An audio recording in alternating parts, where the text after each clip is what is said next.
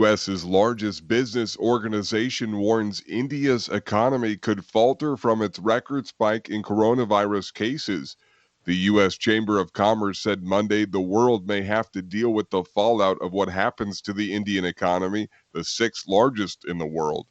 The business lobbying group says the risk is high given many companies use Indian workers to run their back office operations. The United States and Britain are rushing more ventilators and vaccine materials to India Tuesday, where the situation was described Monday by the World Health Organization as beyond heartbreaking.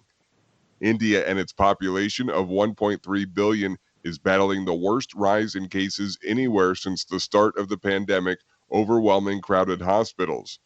Nearly 353,000 new infections and 2,800 deaths were recorded on Monday, the fifth straight day of record highs.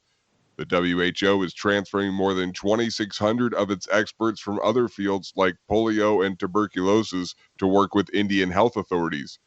Globally, the UN Health Agency warns new case numbers have been rising for the past 9 weeks straight. There were almost as many cases worldwide last week as in the first 5 months of the pandemic. U.S. Vice President Kamala Harris made the case Monday before the United Nations that now is the time to begin work on how to respond to the next global pandemic. The virtual address was Harris's second to the UN body since her inauguration.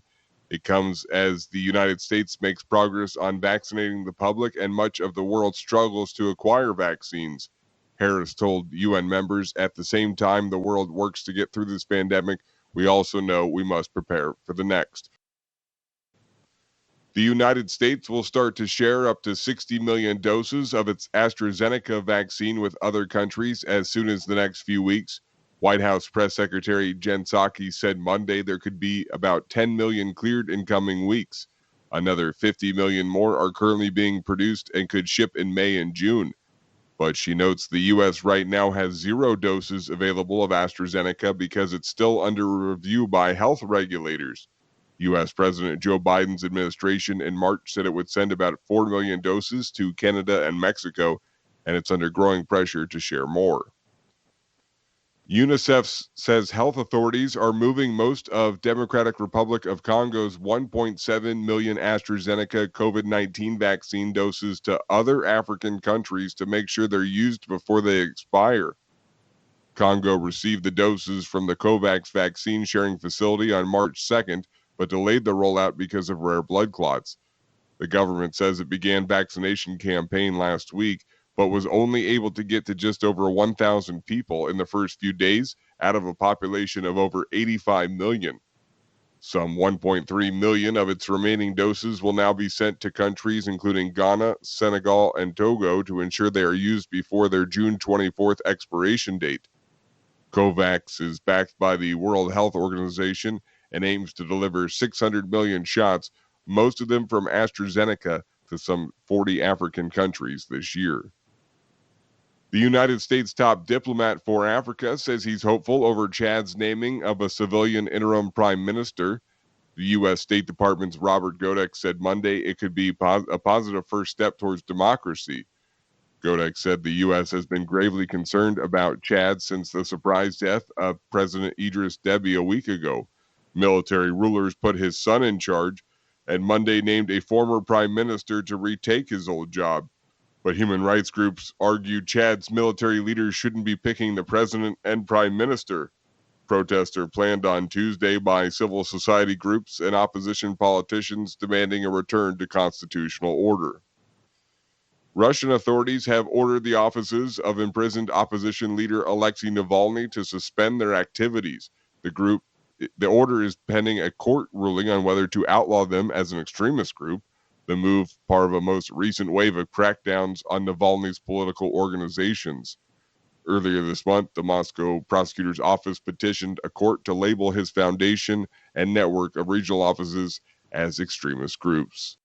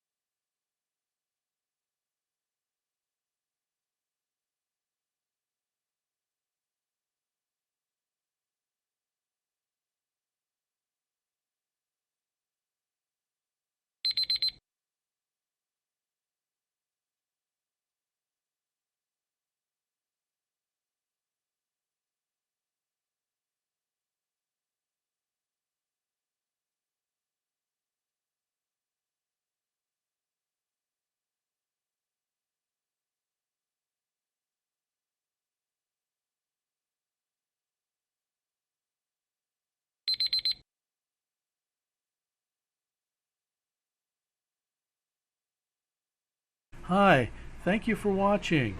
I hope the videos are useful for you. Please subscribe to my channel using the button below.